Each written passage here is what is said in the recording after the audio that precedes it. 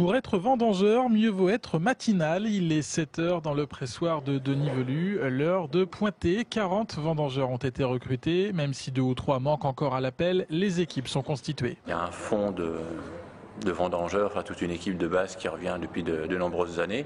Et puis des gens qui reviennent l'adresse indiquée par des gens qui l'ont déjà fait. Le pointage et la distribution de sécateurs terminés. Direction les 7,5 hectares de vignes. La vendange commence par les rangs de chardonnay. Mon rôle ce matin, c'était d'amener les gens dans la vigne pour les faire démarrer. Les consignes, c'est déjà les horaires, on leur donne les horaires.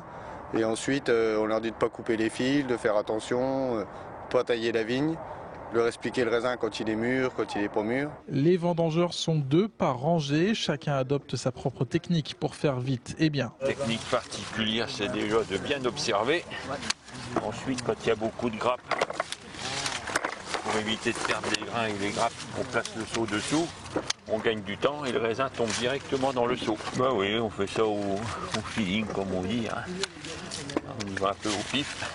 Ici, les vendangeurs sont payés à l'heure, au SMIC, avec une prime de fin de vendange. Le vivier est composé en majorité de jeunes retraités, étudiants et chômeurs composent le reste des troupes. En ce moment, pour trouver du travail, c'est assez tendu, donc il faut bien trouver comme on peut, quoi.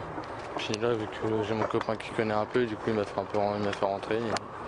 Puis voilà. Ça me sort de la maison. D'un autre côté, on voyage beaucoup en camping-car, ça permet d'acheter du gasoil. Puis comme on a 5 petits-enfants, ça permet aussi de les gâter un peu plus. Côté raisin, la vendange s'annonce belle en qualité et en quantité. La moitié de la production sera embouteillée. Le reste du raisin sera envoyé en coopérative. L'année a été, comme toutes les années, avec ses aléas, ses périodes d'incertitude. Mais c'est globalement bien passé.